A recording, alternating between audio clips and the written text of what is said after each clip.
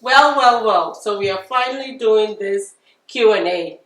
5 years here on YouTube, I've never done this, so I thought it was a good time for me to do this. And I posted on my YouTube community post for you to ask me any question or tell me any assumption that you have about me. So I have this right here on my phone, and we are going to go through it from the very first person that commented. So first person was at Mama Flo 247, and Mama Flo said, "Hello, beautiful," with heart emojis. Thank you, Mama Flo, and thank you. You're beautiful just as well. Rose Dazzy 2686 says, "Loving, caring, and compassionate person. Very clean. Everything has a place in my house." So I guess that's an assumption. Loving, caring, compassionate. I think for the most part, I would say that is true. Very clean. I try. Everything has a place in my house. No, I try to, but most of the time, well, you would have to be a unicorn to be able to do that 100%. My house right now is a total mess. I need to do a lot of cleaning and organization. You should see my pantry right now, but I try. And absolutely, I will not have like guests walk into my house and see a mess. Like, that's my motivation. If somebody's coming, it's gonna come out looking perfect. You've been to my house looking perfect, definitely. So. But thanks so much, Rose, for thinking that's how I am all the time. No, I'm not going to let you think that's the truth. It's not. Mercy Lenani 3476. I'm sorry if I butcher your name. I'm so sorry. Mercy says, "Hi, how do you manage to keep in good shape, well toned, and no biggie stomach? Yet you cook So Mercy, you're making me laugh. I'm not even done reading it, but you said, "Yet you cook African food, which, to be honest, can be a bit fatty and also accompanied with carbs. The likes of fufu, jollof rice, fried meat, that palm oil. Yum. Do you really eat the food you cook?" And then, much love. So, Mercy, I definitely eat everything. Like everything I cook, I eat. Maybe sometimes, every now and then, if it's really for just content, sometimes I have something else that I want to eat, but so I don't eat it right away, but I always eat whatever I cook in my videos, always. And I don't think I'm like in good shape at this present. I'm at my heaviest. I'm trying to lose weight. I'm doing my best, doing 4 mile walks about 4 to 5 times a week. I'm just starting with walks. It's hard for me to do anything else. So just the walks around my neighborhood. And my take from it is well, for me, if I lose weight, I'll be happy with the weight loss. But if I get a lot of energy, walking around really helps clear my mind. I just like to look at nature, walk around the community where there's water. Walking around water is just very calming and soothing to me. But no, I'm not in good shape. I could lose some weight.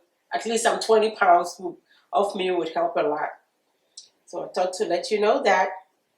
And I'm sorry, I'm looking through the questions and I see that everybody's question has been replied by one of these scammers. That's one more reason I don't even like to do community post again, because you post and then they come in and do whatever. If you are watching, you people cut that crap.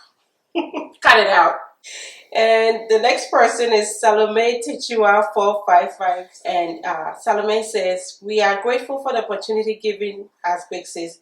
You are my biggest inspiration on this app, and I have never regretted subscribing to your channel. I bless the day I chanced on you. I have learned a lot from you since 2019, if I'm right, because I was in school by then. Yeah, I did start in 2019, so you're right. God bless you for sharing your cooking and lifestyle knowledge with us." Then my first question is, how do you balance work, family, and finances as a woman? For I admire how you handle your family. Second question, she says, "This is a humble request. For the upcoming youth who have passion for food business, it would be much appreciated if you could do a video detailing ideas on how to do measurements of portioning of which items when having orders or events, for instance, pastries or rice recipes. Thank you." So thank you, Salome, for letting me know what you think about me and these lovely questions. It is an honor to have you here as my part of my KK fam since 2019. That is exactly when I started this. I was here, yeah, January 2019. So you're really right. And how do I balance work, family, and finances as a woman? Well, I did when I started this channel. I was definitely working full time, and until quite recently, I had when I started this channel. Actually, I was working nights. I had an almost 1 year old baby. I think my son was like 10 months when I started making videos, and a 4 year old. And my husband and I both worked full time. I used to work nights. I don't know where I got the drive, but I was going through a lot. I think for me, I always say this was a way of coping. I was very consistent then with two little ones, a 4 year old and almost 1 year old, working full time, husband working full time. But and gardening as well. I was gardening a lot, taking care of this house, cleaning and everything. I think I would say I burnt myself out a little bit. So, there's nothing like a superwoman. We are all human. Eventually you get tired. I'm getting older. I just turned 40. So I've learned to listen to my body, rest, do what I can. Whatever cannot be done, of course, I try not to leave dirty dishes. So for that, thankfully I have a dishwasher. So I try to use it. If I'm super tired and I can't even do the dishes, I'll load them in the dishwasher and go to sleep. Everything else, like cleaning, mopping, I try to take turns. I'm not going to try to get my whole house clean at the go. I work when I work. I work, but overtime is not for me. Overtime is not my cup of tea at all, even if I do work. And I have my mom here with me now. She helps a lot. My husband helps, you know, and yeah, he helps a lot with the kids, taking them to school, picking them up, homework, things like that. That I don't. I'm very domestic, but I'm not good with doing stuff like homework and stuff. One, my husband travels a lot now, so when he's away, well, I have no choice than to do that. But certain things I'd rather not do. And I don't know if that answers your question enough, but yes, no matter what, whoever your role model is, I always say whatever you see on camera is not my everyday, it's not everything. People choose to show you what they want you to. So you have to have your own ideal type of what a family woman has to be, what you think is good for you, and stick to that. Nobody else's way of life can be yours completely. I hope this answers you enough. And then about your request about me helping with recipes, for large groups. Yes, I think I've had a few of that, and I think it's something that is, worth doing. I can only do that though when I'm cooking for big batches. So now, next time I'm cooking and I have friends coming over or I have an order or something, I'll try to measure, if I can. Like maybe for jollof, I can just say, you have my tomato stew recipe already. So I can say maybe 5 cups of that stew to how much of rice. But I don't think I'll really have enough time to film, weigh everything. Because when I give recipes, mostly if I give you an ingredient list, most of the time, if there is no ingredient list, know that I'm just cooking, like everyday cooking. But when there is an ingredient list, it means I have measured and weighed everything. And if I'm cooking for somebody and it's time bound, it's going to be hard for me to do. But I'll try to let you know as much as I can. If there's anything that I can help somebody make money and be able to be self-sufficient, definitely I will do that. So thank you, Mr. Chua. And then the next question is, learn Korean with me. So Learn Korean with me wants to know what motivated me to start this channel.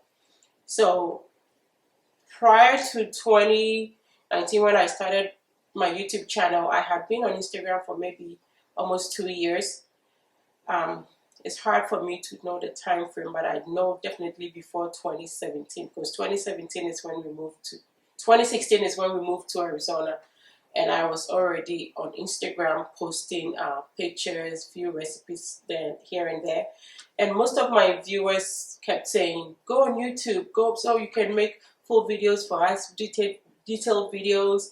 And some even went to say, "Oh, and you can make money from there as well." I had no clue. I used to go on YouTube very seldomly to look up few things. It was not just a place that I was familiar with. Um, I remember I had made a fried rice video that I had posted on Instagram, and around the time that my dad passed, I think just around Christmas or New Year, I think it was actually the New Year of 2019, I randomly just created a YouTube account. I think I used the same email that I had on YouTube. So I know somebody has asked me before, it says 2017, but that email was for Instagram or something like that. So actually, I started my YouTube account in January of 2019. And my motivation, I really don't know. It was just something that happened in the spur of the moment. I think I would say because I was doing something related to that already on Instagram. I was already giving recipes, taking pictures of food. So my motivation was the request that I was getting, and my just the desire to do something different, like a distraction. And same person, Len Korean with me, says, "Please, how do you plan your meals before cooking and shooting, especially the meal prep ones?" I'm not a real menu person. Like, I can't stick to a menu. Now that my children are growing up, I'm thinking of involving them. Hopefully, if they decide they want this kind of food on this day, they are really going to eat it, because these children of mine are a big problem. But normally, I just cook what I feel like eating, and it has been like that since I started cooking in my parents' house. What I want to eat is what everybody eats, and thankfully, my dad was never picky. He would eat anything you offered. It was very seldom that he would say what he wants, and how he would say it was, "Oh, yeah, you did jollof achu, you did bankwache," something like that. And it's the same way with my husband. He doesn't tell me what to cook. What I cook is what he eats. Every now and then, maybe he will also say, "Oh, it's been a long time since we had palm nut soup or something," and then I will make it. And he goes with this joke. Even when, most women, we are like that anyway. You say, "What should we eat?" And then he says, maybe you give two options. Should we eat jollof or banku? And then he says banku. And I was like, "Oh, but I have chicken seasoned already. It will be easy if I make jollof. So what's the point anyway?" So whatever I make, we eat. The meal preps, though, I also try to make foods that we can bring to work. So I always think about that. I want us to enjoy our local meals, but of course, I'm not going to take money and stuff like, Kobe stuff to work. So I try to figure out stuff that I can bring to work without, people going like, "What is that? What is that in the break room for both of us?" So a little bit of stuff that is not too pungent, something that everybody can tolerate the smell, we can bring to work, the kids can take to school, because my children take school lunches as well. So that pretty much is what I consider when I'm making food.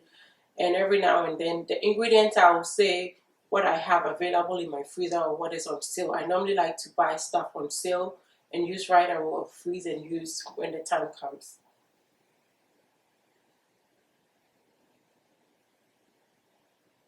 Sada to Mohammed says, "Please, can you send us your children old clothes here in Nigeria? You are so blessed and happy. And happy. We love you." Sada, I would happily do that, except that I come from a big family. Even on my mother's side alone, I have lots of cousins and nieces and nephews, and I have just two kids. So my sister actually has three girls who are younger than my daughter, and most of the girl clothes go to my sister, and then sometimes other extended family members. My son's clothes pretty much goes to other extended family members, because my sister doesn't have any boy younger than my son. And then we also have I mean, after it's recycled, because here definitely it would be nice to do that because the kids barely wear their clothes. Like they grow so fast, by the next season they can't wear them anymore. So they are very light worn, and it's either they go to my siblings, my mom, since she's been here, like everything that I was very sentimental about and kept, most of them have still been shipped to Ghana, but she knew people who really needed them, and so they've been given out. I wish I could have helped in that way, but who knows? One day, hopefully, I can also give to other people. Precious Odom says, my question is not related to cooking, if you don't mind. I would like to know how you are able to keep a peaceful home. Is it 100 from both sides, or it's man do your duty kind of marriage? I admire how far you have come as a couple. So, in my house, I would say we don't really have fixed chores. I mean, cooking is 100% me. Like, I mean, maybe I would say 90%, 90, well, without my mom in the equation, with my husband and I would say like 98 or 90%, let me just be. And it's not even because he doesn't want to cook. My husband and I we've gone out since I was, 19, and he was 20, since college. And in college, of course, we were not roommates, but I used to cook, and then he would, we would eat. He would come to my room and eat. I had roommates, of course, so he couldn't come and help me cook. I think that's where all this started. So I've always cooked. My husband did not grow up doing things like that. He's very handy around the house. Everything that needs to be fixed, he will fix. I'm probably one of the few Ghanaian people who want their house, laid up around the holidays. He will do that for me. I don't even want to change light bulbs. I'm sorry. So it's not specifically gender typical or gender set roles. It's just we each do what we are comfortable doing. So I will let my husband make me a cup of coffee. On Sundays, he will make my breakfast because he knows otherwise we're not leaving. So he will have my coffee and whatever I have to eat ready in the car for me.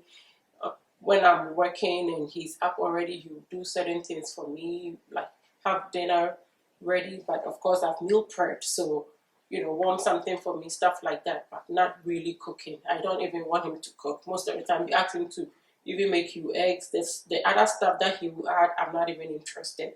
But otherwise, we do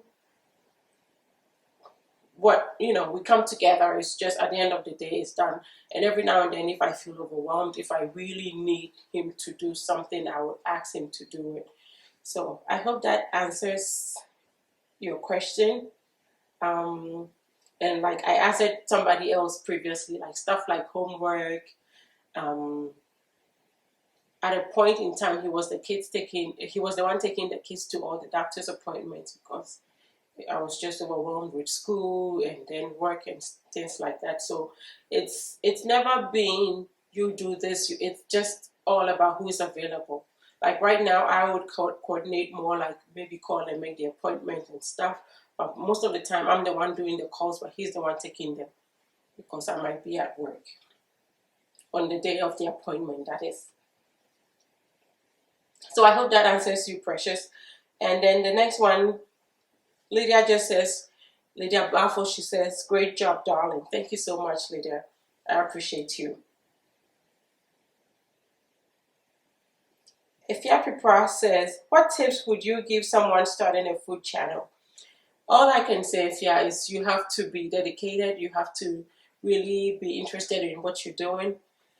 There's a difference between wanting to do something and then having the passion for it and then the tough skin eventually, because once you start doing well, you have a lot of people coming in being mean, nasty. Of course, from your name, you're definitely Ghanaian, or you have some Ghanaian ties. I remember very well when I first started this channel, and then somebody actually commented, I think it was Okostu or Ipunepunu, and then the person was like, you're not going to go anywhere posting nasty food like this. You are in America. cook some civilized food. So, like, you cannot just you have to do what is coming from your heart, what you really want to do. Well, if you want to cook something apart from Ghanaian food and that is what you really want to do, that is different. But don't let anybody bully you also. Like, don't feel self-conscious of what other people are going to think about what you are making. Enjoy your culture and embrace it all in all. If you are coming here to cook, you are representing Ghana, and I hope you represent as well. Monica Griffith says, "Good morning. I love the recipes, especially the okra stew. How have you been? How have you been in the US from Ghana?" So, thank you, Monica. I'm glad you enjoy the recipes and that okra stew is banging. I am not getting the second part. Well, how have you been in the US? Probably you're saying, how long have I been in the US? I've been in the US since 2008. So that's like, how many years, Kay?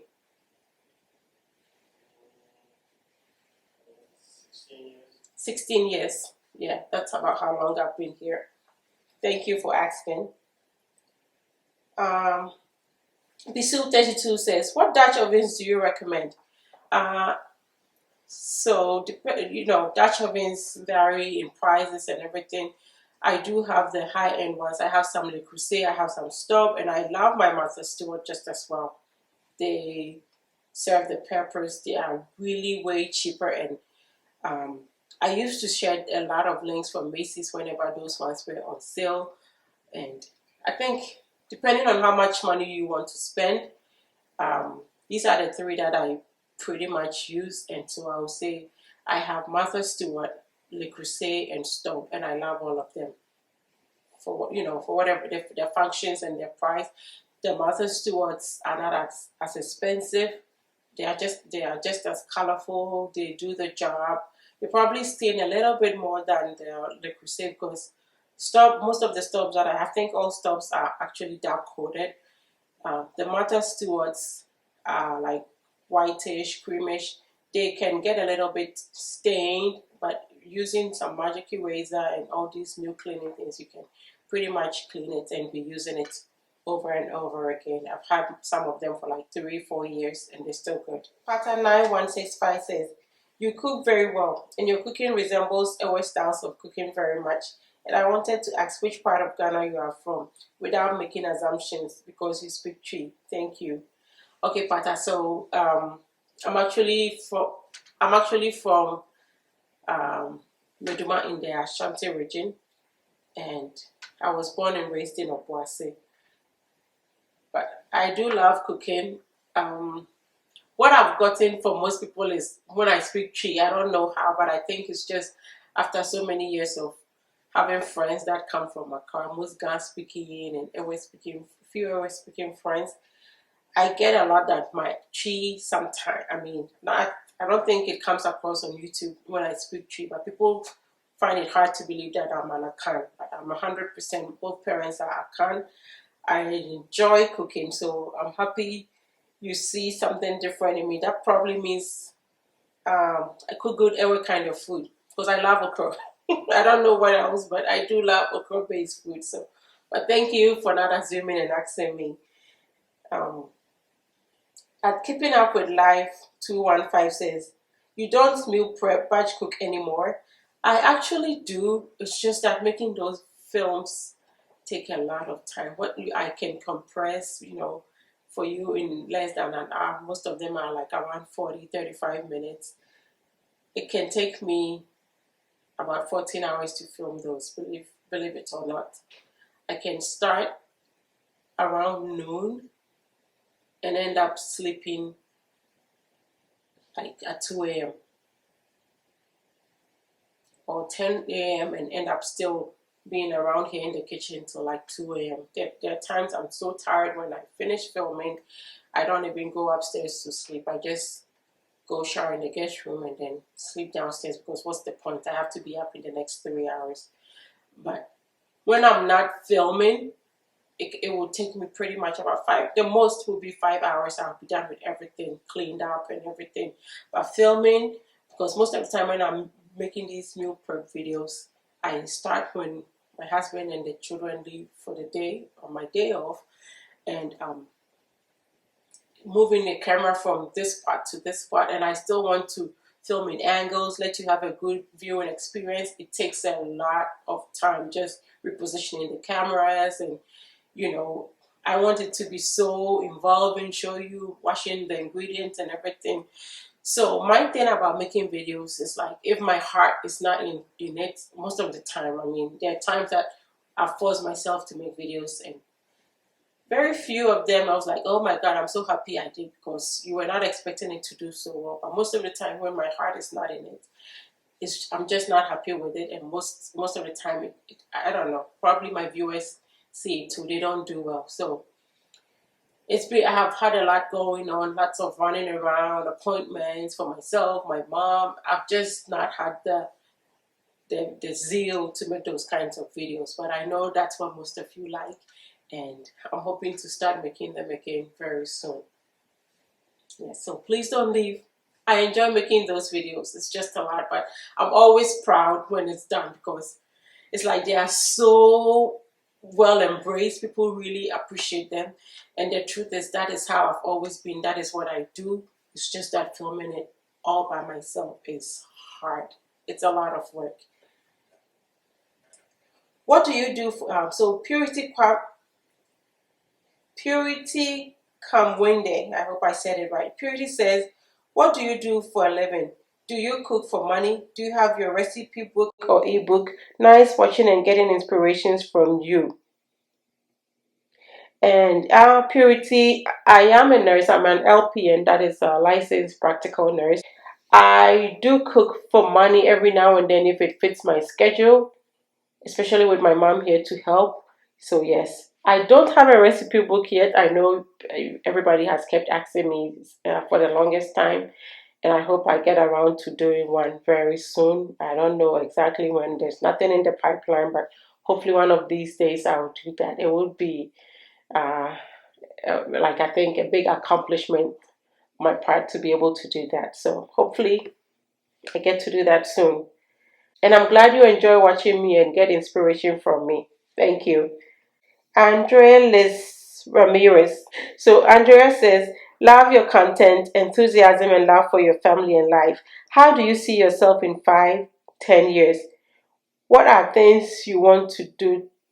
What are things you want to get better at? Thank you for the wonderful videos. Thank you so much. Yeah, I think I'm, yeah, enthusiastic, yes, very much so. Like, if my heart is into something, it is really into it, and once I get something in my head, I go all out for it. So um, I need a few more important things to go out for sure. Um, in the next 5 to 10 years, I don't know. Hopefully, maybe go back to school, um, get some things accomplished, and hopefully I'm still making videos, like, because I truly enjoy it. If YouTube is still a place to be, but I enjoy it not just because it's a means of income, but I just love sharing. I love the feedback. I haven't been getting a lot of engagement because I think I'm not so active on Instagram as I used to be before, but I truly enjoy when I get private messages from people who try the sorry, I really enjoy when I get private messages from people who have tried the recipes and tell me what whoever they gave the food to think. It's really, like, for me, that is just the main reason I do this. I really enjoy it. So hopefully in the next 5 to 10 years, I hope to move up in my career, but I also definitely want to be able to still be relevant to my viewers. I hope to grow with you, my age groups. I know most people who watch me are around my age, but I also want to still be appealing to the younger generation as well. Even though they started calling me auntie, and now that I'm, I cannot even be mad anymore, because I guess I really entered auntie zone. Edna Wari says, you are loved. Thank you so much, Edna. I appreciate that. Mariah Alvarenga, I'm sorry if I didn't say it right. Mariah says, I love you so much, sister. Your cooking, cleanliness, and soothing voice, everything. Thank you so much. Thank you. Like I said, it's not always clean, but I try. Amanda Welsh says, are you going to have more children? I don't know. I really don't know. But at this point, I guess, I don't know. It's all still in God's hands. But, you know, I'm thankful that I have these two. At one point, it took me 3 years to have my first one. So being able to have two, I'm just so thankful to God. And I can't really ask for more. I have a boy and a girl. If God gives us one or two more, we'll happily take. The goal was always three for us. But we have two, and nobody is trying to stop anything. But that's the only ones we have, and we are still thankful. We'll see what God has for us. Lil Gathico says, what have been some of your biggest challenges and how did you overcome? I would say my biggest challenge right now is keeping a balance between being a content creator and being there for being able to be present socially for the people that know me personally, and then doing all these things because it's a lot replying to comments, it's a lot sitting to edit videos, making them, and like for me, like even being on my private Facebook, like there are times I'm not on my private Facebook account for like months. I even forget. I go on Facebook, but on my other Facebook account, and deep in my heart, you know, it makes me sad because I'm just that person. I try to be friendly to everyone. Like even most of the people on my Facebook profile, my private Facebook are friends. From primary school to college. Like a lot of mutual friends between my husband and I because we went to pretty much the same primary and JSS as well as college. So we have a lot of friends in common, and um, it sometimes saddens me that I'm not able to be present in that aspect of my life, like keep track. I miss a lot of birthdays, knowing what is going on in my friend's life. But like how much of me, how much can I stay on my phone? I have a family, I have kids, I have a job. And so trying to find the balance between all that is hard. I think I would say how I'm overcoming, especially for this birthday, I try to be more present. I try to be more aware of the people I know personally, even though I did share with you that, I hit a milestone I posted here, but I try to reply to comments on my WhatsApp, my private Facebook account and stuff before everybody else because I feel like the people that know me, coming this far, they are the ones that, deserve more. I don't even know how to say it to get it really let it come across right. But yeah, I just felt like the people that I know who really have seen me grow, I should be able to at least reply to them because in the past there have been times that people even wish me happy birthday. I don't even get to see them because I don't even go there. So for me, I don't know if that's a challenge enough, but right now that is all that comes to mind, and I'm just I kept telling my husband I'm so happy, like I'm replying to people, the people that I know because it did really mean a lot to me that I got to do that this year, because until recently I still had New Year's messages in my WhatsApp that I hadn't even opened. Okay, so Deep Coco Brown says, I would like to thank you for your meal prepping inspiration. How do you decide your meals in advance to keep it new and exciting? Do you base it from what's on sale or try new recipes or just go with the flow? You have inspired me and I now fully enjoy meal prepping for my family. Thank you. Well, thank you so much, Coco, for letting me know that. Mostly, so in deciding what meals to make, like I just answered somebody previously, I don't keep a menu. So I just go with what I think we haven't eaten in a while. And there's always going to be jollof. Jollof is always a constant. So it's like around jollof, I have to just think about what else. I always know that I have to make one or two soups so we can have some soup based foods. I also know definitely that I want some stew that is versatile, so I'm going to make some kind of vegetable stew that we can eat rice or yams with. And sometimes, um, you know, so the soups, maybe an okra kind of thing, but that is just, like I said, mostly it's just with how I feel on picking the foods. Most of the time, my freezer meat wise, I always try to buy stuff in bulk or whatever something is on sale. So if I see steak on sale, I will just get some steak, some ribs. I always have chicken, fish. My freezer is stocked pretty much with those things, smoked fish. So it's more of what I want, what I think. Uh, we haven't had in a while, except for jollof, which is always a constant. And with the jollof, I try to change the meat, the stock, so that the flavor at least is a little different for my children. But I'm so happy to know that the meal preps have helped you, and you are doing most of it. It is life changing for me. It really helps me a lot, and I'm glad to know it does for you as well. Ethnesis, I don't know if I'm saying this right, says, is the schools and hospital systems good in Arizona? Uh, I would say um, most people, especially when my husband says, the school system here is not the greatest in Arizona, but we do have good charter schools, and my children do go to charter schools. So that is what I know much about. Most of my friends, the friends that we have, um, all have children that go to charter schools or private Christian schools, and so that is what I pretty much know. But I know most people complain about the school system here for sure, but with charter schools and there are a few other public schools that are great as well. But you can't have everything perfect everywhere. You just have to pretty much find a good school district, and for me that is always going to be priority. So make sure you get the children in a good school as much as you can, and that pretty much is it. The hospital system, I don't know what to compare it with. I really don't know, so I can't say much. But definitely, I know for sure. I've lived in New York before, and for us immigrants and everything, I know it's easier to access healthcare even when you are uninsured in places like New York.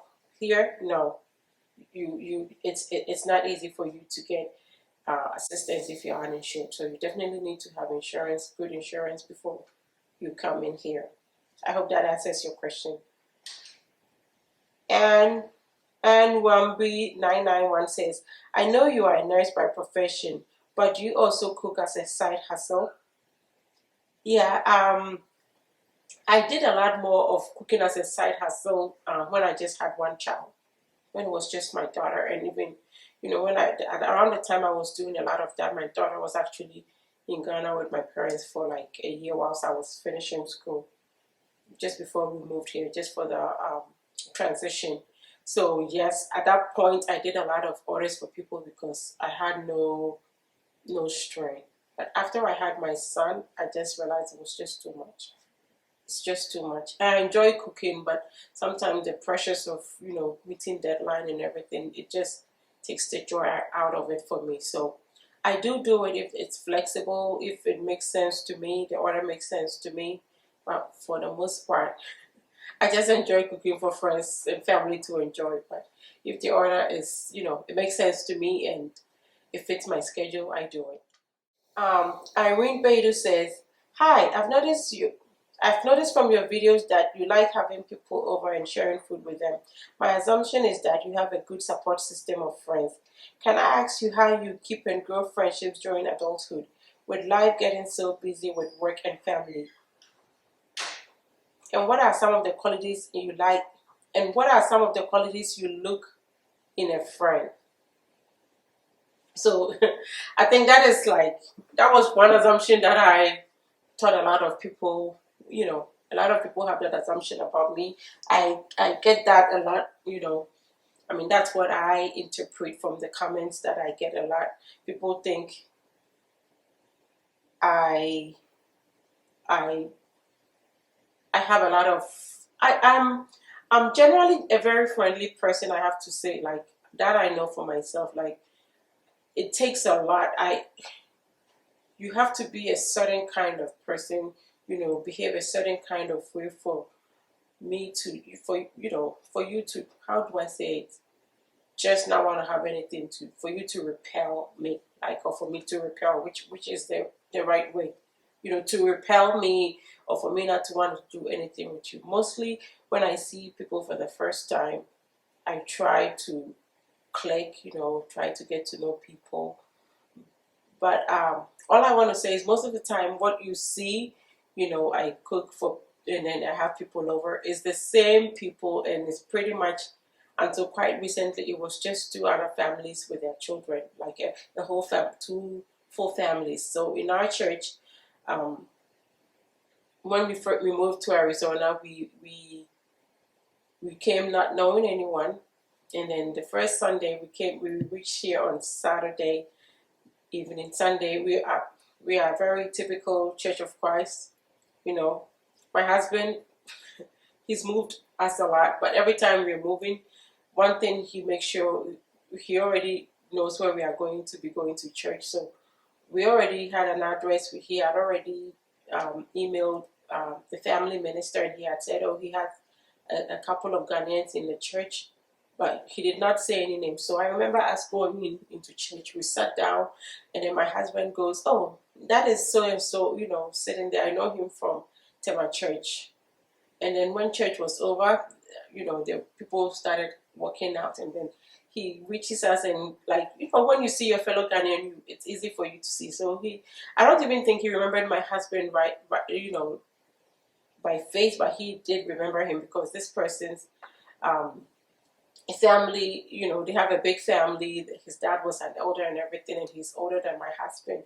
But they were able to talk and then make connections. He got to know they know each other from church, and then he introduced us to the other person, the other family, and then we come to find out that the other guy was in Sunday school with us. We just don't remember him because he left our congregation when we were both, all three of us. I mean, so my husband and I grew up in the same church, and then we moved here and we found somebody else that was in church with us, and then they each have wives and children.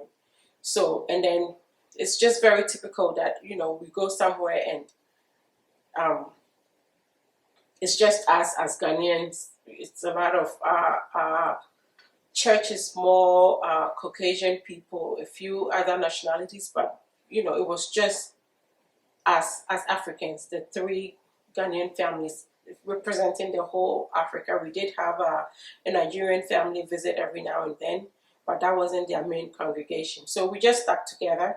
And when it was time for my daughter to start school, uh, uh, we all of us have our kids pretty much in the same school, so we do everything together. So the kids, Monday through Friday, they are in church together. Sundays they are in school together. Sundays we are in church. We do birthdays, we do some weekend stuff. So pretty much they are the ones you see here. And then now we have a few other families, Ghanaian people joined our church. So we do Bible class. So mostly when you see the content is Bible class or a birthday, or every now and then a random get together, and that is it. I do, of course, have other friends, but mostly is when you see people, and it's just that I set food up to look like I have a crowd. There's always a lot to eat and a lot to take home. I have the stuff to set up to make everybody feel, you know, like it's something special and festive, but mostly it's just like regular food set up that way. I can make a ramu and set it up to look so good or whatever, but I don't know if that answers your question, but yes. And one thing that I always try to bear in mind is that um, you cannot be an island, especially when you're so far away from home. I don't have any siblings here. My siblings are back home. Um, my best friends, one lives in New York, one lives in Ghana, are, the people that you grew up with and you used to do everything with. The person that, because of, I did not want to move to Arizona, and I was crying and threatening that I don't want to come because, we literally came to America together, do everything together. we grow up, we have lives to live. So when you find yourself in a place, I feel like no matter, as much as we say we don't want drama, you don't want this, like, I really keep to myself. And I think a lot of, like, people say they don't see me in Ghanaian functions. What am I going to do in a function if I don't know anybody, if nobody invites me? I was brought up to, I was not that person that grew up going, jumping from here to here. My friends used to visit me. I hardly go anywhere. And to this day, that is how I am. It's very rare for me to say, hey, I'm coming to visit you. No, it's just, and I'm not proud of it, but that is how I am. I'll be so happy to have somebody come visit me. I don't mind. I'll always try to say, what are we eating, and get something ready. But then also, what I'm really trying to also say is that you cannot be an island, especially here. Like, I sometimes I think about all those, like, God forbid, if my husband and I one day we go somewhere, like kids are in school or something, and something happens to both of us, like, who is going to stand in and say, these children know me, I'm pretty much their uncle, even though we are not related, but we are that close that, maybe until my sister or one of my brothers, until, one of my siblings are able to hopefully come in and take my children, or my children are sent, they will have somebody that they know and will be comfortable with.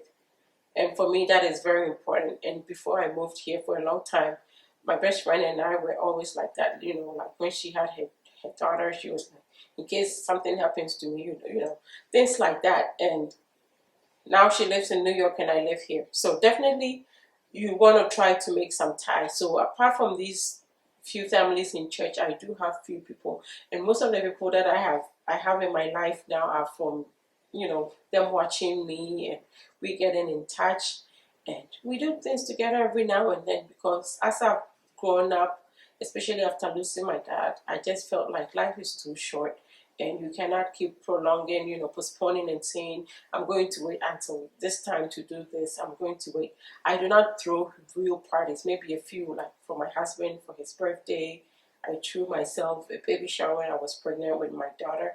Everything else is just a little something to enjoy life to, so that you do not, at one time just say, what did I do with myself? Like, and I say that a lot about my time in Kenya University. It was either my books or just following my husband around. I did not make time to do things with my friends. And to this day, when I see how people are enjoying themselves as young people, enjoying campus life, doing this and that, or even when I see pictures, random pictures of my friends, when they are remembering their days, I did have a good time on campus, I'm not gonna lie, but I wish I had experienced more, done things with other people more than with my husband. But you see, I'm still here with this same person. I could have enjoyed life with my girlfriends and done things, otherwise he was not gonna go anywhere. But and for qualities I look in friends, I'm a very funny person, but I'm also extremely sensitive. And I think that the people that really know me, they know that about me. Like my real friends know that I give my all in all, and that's how my friends are. Like, I have very generous friends. At least, the two that I really do everything with. My friend Thelma in Ghana. Um, if I go to Ghana today, like, Thelma will. It's just an unspoken thing. Like, there's no discussion. She comes to pick us from the airport. She comes with food. She has my SIM card ready. She has cities for me. Um, we go eat in the restaurant. She pays. Like, hardly, like, it's like when I'm in Ghana, she's paying. When she's here, we try to do that a lot for each other, and it's not a tit for tat kind of thing. It's just, sometimes when somebody is kind, it just goes that way. And the same with Barbara. Like, Barbara gives, like, we all both Thelma and I, because my friends, we ended up being like three friends, and Barbara just gives good gifts, good advice. Like, my husband and I might have an argument, and he'll go like, what did Barbara say? So what is Barbara say? Because he knows for the most part, Barbara is going to tell me as it is. She's going to give me good and sound advice. And so for me, having a like to be a friend, I like we all have friends, but for me to say somebody is like my very special friend, close friend, it's for we have to have mutual respect. It shouldn't be a competition, and you know, you give your all in all, not expecting anything in return. It shouldn't be she gave me a pencil, so I'm also giving her a pencil. Or no, no, it's just from giving from your heart, and then really knowing that this person has my back, and I'm going to, you know, just be a loving and kind person to them in return. I don't know if it answers. I don't know if I'm making any much of sense, but that is what I expect in my friends, and I'm happy to have people that I've been friends with. I've been friends with Barbara since SS1, Thomas since class 5. I have other good friends, Chumwa. I don't talk to all the time, but if I call Chumwa today that I need help, you know, she's gonna be there. When my dad was sick and we were trying a queue for surgery, and she's a doctor and very well connected, it happened. I just called her. I remember I called her crying, and I was telling her my dad's love values and this and this, and he was like, "Let me call them." So he called my parents, asked my mom if she could bring my dad to Accra the next day. They went, and it was like within maybe 2 days, my dad was in surgery. So I'm very privileged. I'm very thankful for the friends that I have, and that is the another thing. Like friendship doesn't even the ones that I always talk to. Sometimes we now with how life is, sometimes I go for a week or two. We haven't talked. My other friend Sandra, you know, we are always there for each other. I hadn't seen her in 17 years, but then there's this level of maturity that you know in your heart you make other friends, you know, where you are, because like which was so hard for me to do in the beginning, because it's like, oh, my friends are so far away.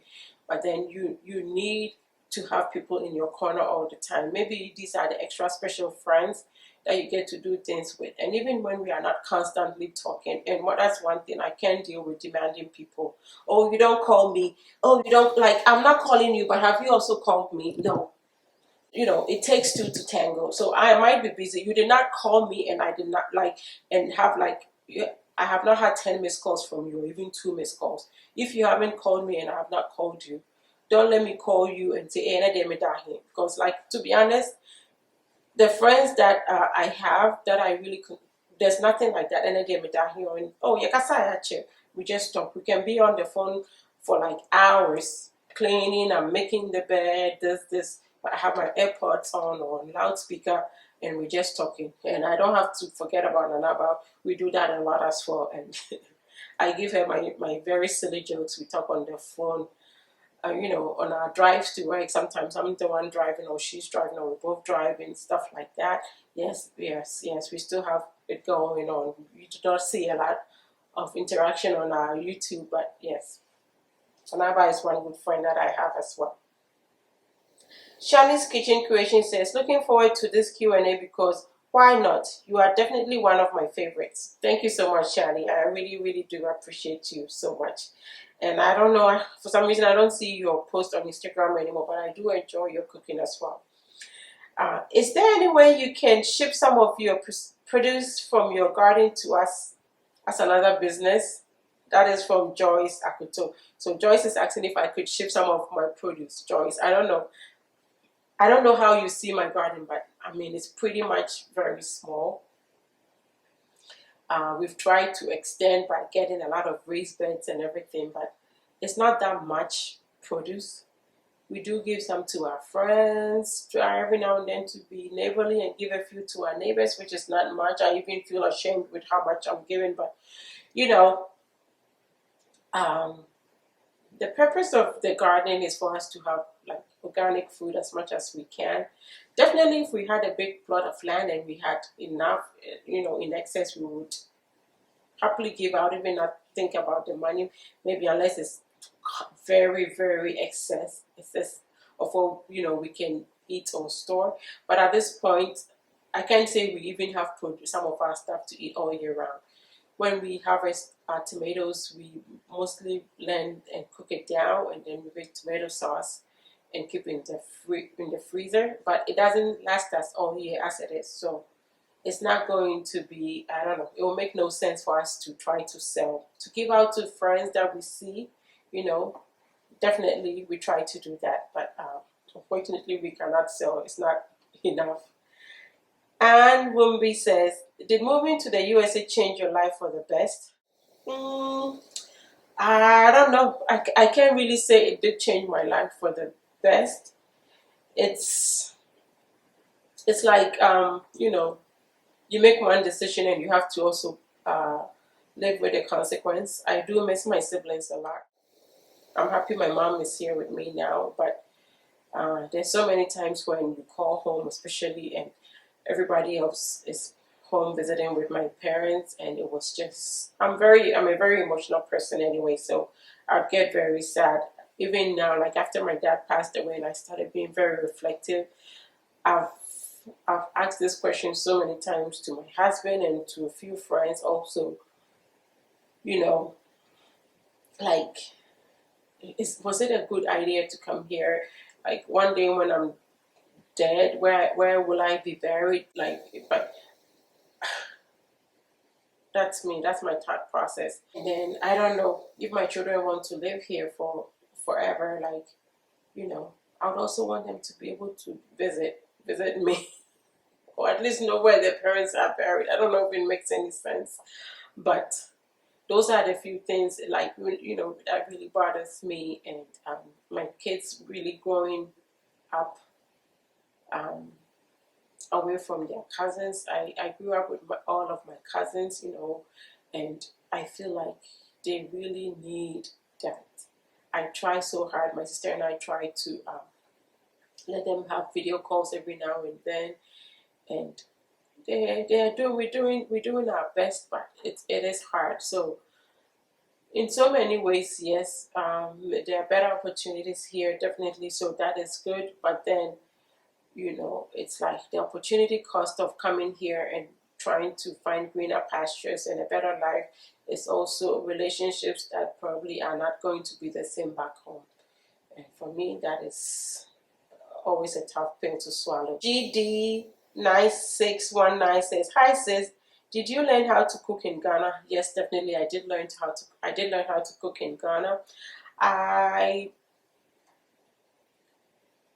I don't know exactly when, but I like fully cook. But I love doing chores. I always, like I said, my love language is just words of affirmation. So I remember at the very tender age, probably maybe like 5, 6, my aunt, my mother's youngest sister, she just loved me. She'd be like, "Mommy, dear, yes, so cool, Mommy, dear, was just send me anywhere. Go get this. I'll go to it, buy this. I'll do this."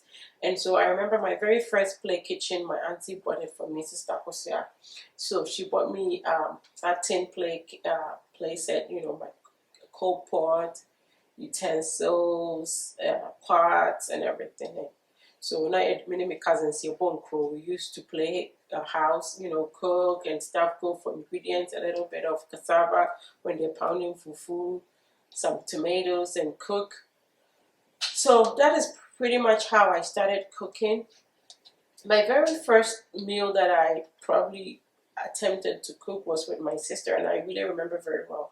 I think my parents were going to church. It was a Wednesday evening, because I know Wednesday, because that's when they did Bible class.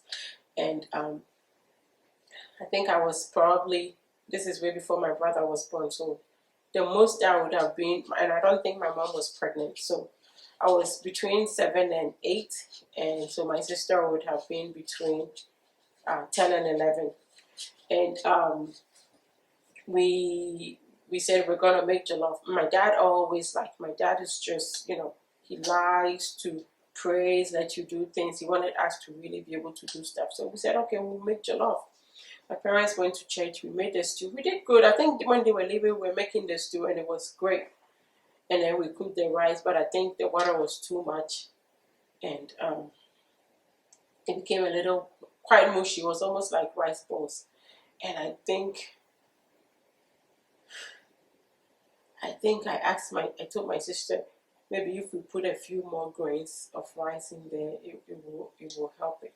So we did put some raw rice, covered it. It did not help. It was still sticky, and then we just took everything from the pot, put it in a big bowl, and set it under the fan for it to air out so it would dry. I don't know how I remember, but I have a very good memory. And when my parents came from church that evening, you won't believe it, but my dad still ate it, gave praise and comment, and said next time maybe this and that. And I don't even remember anything in between that, but I think I really started cooking maybe somewhere in JSS. Um, I'd watched my mom cook a lot. My cousin lived with us before also, and I had watched help, chop stuff, do dishes and stuff. But my very first meal that I can really remember cooking is wache. I made wache and sent some to my mom at her shop. And then my aunt Elizabeth, I always talk about this one, like when I talk to her, she was in the shop with my mom, and I think my mom had said something about the pepper or something, and my aunt was not having it. She was like, "Sister, we join a park or I get we are moved anyway. I will say back come and some So pretty much, I enjoy cooking. I always have been an eater. I enjoy food. I like meat. So I think my biggest motivation was when I realized that when I cook, one, I get to decide what we are eating. I also get to decide how much of what ingredients is going in. And remember, I'm the one cooking. I'm the one cutting the pieces of meat. So I always made sure that I had little tiny pieces in there. By the time I miss steaming, I'm going to be one bite to taste. By the time the other ingredients go on, I have one more bite that I have saved for me and stuff like that. So I think that was my motivation, the praise and the fact that I could eat all the meat that I want. Because before then, my mom would cook and she knows exactly how many pieces are in. And if I went to get some, I was going to be in trouble. But if I cooked, I'm in charge. Perpetual Aka says, what motivates you the most and the rationale behind the decision to start and impact on yourself and public in general, your fans? So like I said before, the motivation, especially here on YouTube, was just the fact that I was on Instagram and my viewers really wanted me to be on YouTube. So it was easy coming here on YouTube. On Instagram, however, I had seen other people post and I felt like I was enjoying seeing all these beautiful pictures and everything. So I felt like, I can do this. I just need to find myself a few props.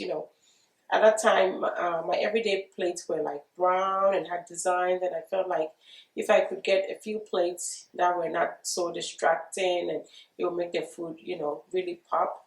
So that's how I started doing more white plates, and so everything else is history. I guess I started posting pictures. People, I guess, engaged a little bit with that. I made a few recipes, and they wanted me to make detailed videos on YouTube. And so I finally came here, and I've enjoyed it since. Kofi Setra says, "You are my biggest inspiration here on YouTube. What should I do to allow the algorithm to see my efforts?" Kofi, I know you've asked me this a few times.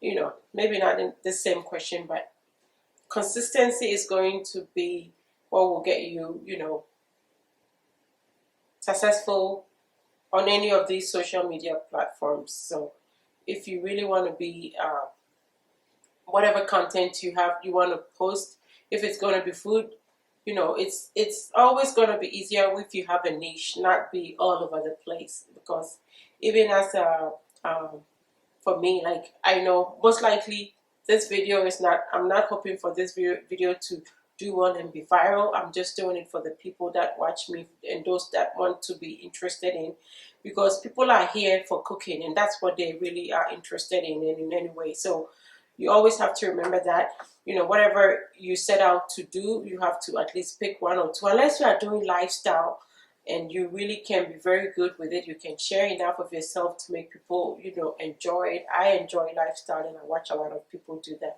But if it's cooking or whatever it is, regardless, you have to be consistent. And that is going to help you a lot. Because once you keep posting, people keep seeing, YouTube is going to recommend more of your stuff to them, and hopefully people will share. You never know. It just takes one viral video anyway, and you never know when that one is going to be. So just keep posting. Sharon Mujata says, how has your family helped you in your journey?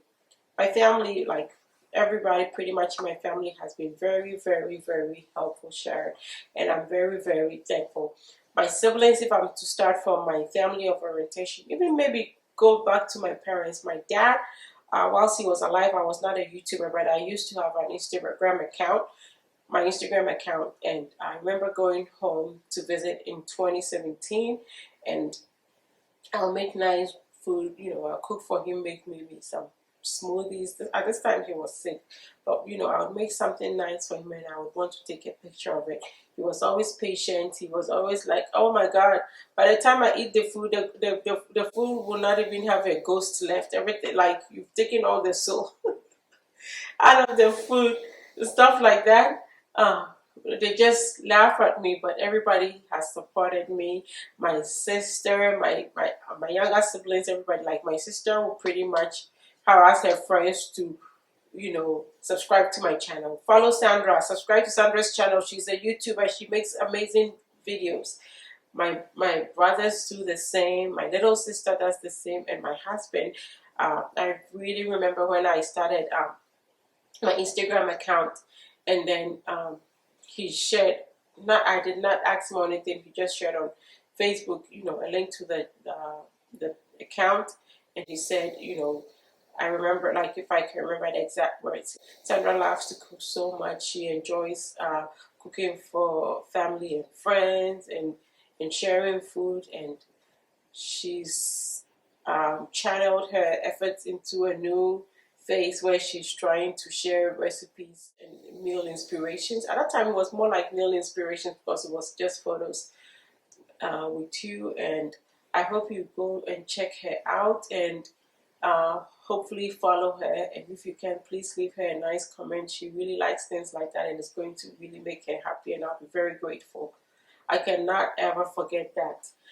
And then also, when I started making videos, actually even on Instagram, I was using my phone for a while, and then I finally decided I needed a DXLR because I wanted to make nice pictures. So I did, of course. Oh, if only I had a good camera. And then before I know, my husband, he did get me my first DSLR, which was a Nikon, and that's how I started. My pictures were better. Of course, everybody could see the difference. They were like, oh, better quality and whatever. And then when I came on YouTube, we were both using Google Pixel phones, and I did have a MacBook that I had from like 2009, 2010, but even before I became a content creator, I love pictures and videos. So my computer was just like, there was pretty much no space. It was crashing and everything. So I started in January, and I think for my next birthday, which was in April, my husband did get me my iMac, and with that I was able to do my Creator Studio stuff. And then, we figured it would be easier if I had an iPhone to pair with my iMac, and that's how. So he's really supported me a lot in buying things like equipment, even though I would say I need a camera, even if, like, I've been able to raise the funds, of course, because this is what I'm doing, and we can channel my funds, now towards more equipment. But for bigger things like a camera or anything, he's gonna be the one who will do the research, because I don't like reading. And even if I go and buy without his consent, I am not trying to figure this out. Okay, he has to be the one to figure out how to set it up and for how to work and everything. So I'm very blessed in that regard. My friends, Delma, KOA, Barbara, all my friends, it's like, and they just delight in telling people that I'm their friend, which I would also do for my friends. So I'm just blessed that way to have all that support from my family and friends. EP Home said, "What is your favorite thing to do with Mama Gina other than cooking?" Well, that is story time with Miss Evelyn, and of course, she is one of Mama's bigger fans. I don't know if I'm the one she loves or my mom, but either way, you love us. So thank you, Miss Evelyn. So aside cooking, Mama and I, one, we garden. Um, we do go shopping. Huh? We do go shopping. Mama likes to shop, but it's always a struggle when you enter the shop with her because she wants to buy everything. She has kindness is her thing. She wants to give this person this, she wants to give this person that. But we do like going shopping every now and then. I like to um, do things for her, like give her a few, how do you call it, treats. So she doesn't do her manis, but we do pedicure. Like we go to the nail salon together. Um, I've got her into things like cleaning her brows, even though she doesn't like the waxing, but she will do. She still does it. She loves pedicures now, and before she would like just very um, simple, very neutral colors. But now I was like, I got her into doing some shades of pink that, her toenails are always popping. She's always, yeah, she likes it now. So, yeah. And then we like to do a few trips, every now and then because we can't just keep her indoors all the time. She has to know a little bit of America, and we've never been adventurous. So we are trying to be more adventurous with her. Um, we do a few trips like to amusement places, go all the way up north to experience some snow because it doesn't snow where we are. We just came back from our birthday weekend trip. My husband and I, of course, we have birthday 2 days apart. But for my 40th, especially this was for me. They did take all of us. He did take all of us to Mexico, and yeah, it was fun. The highlight of it for my mom and I was that we were able to buy fish. Come home with fish. We just delight in food shopping and all kinds of shopping. But it was a good trip, and after losing one parent and having just one, and knowing how life changes with sickness and everything concerning other family members, we try to make the most of the time that we have with the ones that we have. So yeah, I try to do a lot with Mama Miss Evelyn. I hope you're happy with that. Queen Esther's Way says, "What has helped you grow your channel so fast?" Um, I think the biggest reason my channel, I would say, did grow in the beginning, maybe it wasn't a drastic, but relatively it was a good growth for me. Rate, I should say, was the fact that I came off Instagram at that time, and at that time, most of the people on Instagram were not on YouTube. It was a whole different people. People that I came to discover on YouTube around that time were not on Instagram. You know what I mean? So they knew Instagram, they knew YouTube, and those of us who were on Instagram knew Instagram. So after a lot of go on YouTube, when I did go, I remember posting on Instagram that you asked, and finally it took me forever, but finally I am on YouTube, and I hope you follow me there. So I will be able to do more detailed videos. And I have people like Ama Adobia. Ama, hey, thank you so much, sis. We've never seen each other before, but we behave like I've known Ama. She used to order pies, and she took from me. Yeah, she was one. She's one that I can really remember following me right there on YouTube. I bet so many other people did the same, and that is pretty much how I grew. But I think the biggest growth actually happened for most of us newer YouTubers who were there before the pandemic. Was the pandemic. Even people who started their channel around the time of the pandemic did get a lot of following. I think it was just the fact that people were all home during the lockdown. There was nothing else to do, so people were just trying to, find something to keep them occupied. MFR45 says, "Please post where you buy your decor items when talking about certain dining. Have you enjoyed YouTube journey? Is it profitable? What other side hustles do you do? Can we get a recipe for yaki yaki or abolo?" Okay, Mifa, first of all, I do not have a recipe for abolo. I think my mom has mentioned that she can make yaki yaki, so maybe I can ask her and if we can find the necessary ingredients. I don't even remember it. I think she did say it's, which I think I've eaten before. It's more like a chicken, I think. But yes, she did say she knows how to make it, so maybe hopefully we can do that. Um, I have definitely enjoyed my YouTube journey.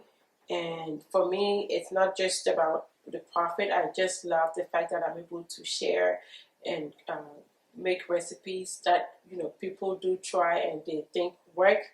For me, that is always the highlight, getting messages from people and the feedback. Profitable, yes, it does, especially if you are consistent. I haven't been that consistent, so I don't think I can really say it's making profit. But I still enjoy doing this, and I hope to be more consistent so I can make some profit. Yeah. Uh, and yes, I'll do my best to link more. Or I do mention most of the time where I do get the items, but I'll try more to link some of them. It's just that sometimes mostly use the old stuff that I have or buy them in clearance, especially the seasonal stuff. At the end of the season, I get them, but I do mention them, and I hope that helps. But I'll do better in subsequent videos. Sarah Hanneman says, "What keeps you going, and where do you get your inspiration from?" I think I don't know if it's regarding my content creation. Um, I just love what I do, and I just love the fact that people enjoy it. So that keeps me going. Well, so now I don't know if it's because I am not posting much or I'm not getting a lot of views. So definitely that is not, encouraging me to do much. But like everybody, when you know whatever you're doing is really accepted, you just get that drive. And so I think in the beginning that was the big thing for me, like people enjoying your videos and everything, and you just it was more like a I don't I'm trying to use a very fancy intellectual thing way to explain it, but it's not coming. But it's more of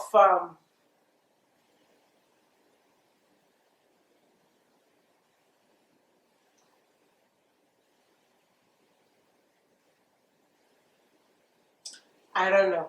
It's not coming. It's super late. My brain is not braining, but it's like the more you do, the more the more I put in, the more positive feedback I get, and so that of course is the encouragement.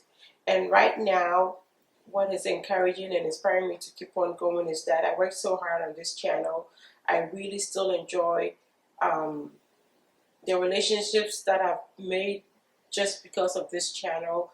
I like the fact that so many people have expressed how helpful my videos have been to them, and I've come too far to give up. At least for now, that's how I feel. So that is what is keeping me going and going to make me always like I still have sleepless nights. Oh, when am I gonna stop being lazy and get up and make my videos and edit these videos that I never make time, but life has been life, and that is really what it is. Mami Fusua says Italy. Yeah, that picture really makes you think I'm in Italy, but actually that was in Las Vegas. Stormy McMahon. So now I realize I was actually answering from the newest to the oldest because Stormy, I think, was the second person. I thought I was doing it the right way. But so Stormy says, perfect timing. I sent you a couple of messages on Instagram. I never got a reply. I also emailed you. Anyway, where's the best place to live in Arizona? If you don't mind me asking, which city do you live in? Some of my questions are a bit personal, so I'd like to send it private. So, Stormy, I know we've talked about this before. I've never seen your messages, especially if you have a different name, you're not using Stormy McMahon, then just please know that I've been looking for Stormy and I haven't seen any message. I don't know. I do get a lot of messages, and your first message to me on Instagram is definitely going to be filtered. So I don't know.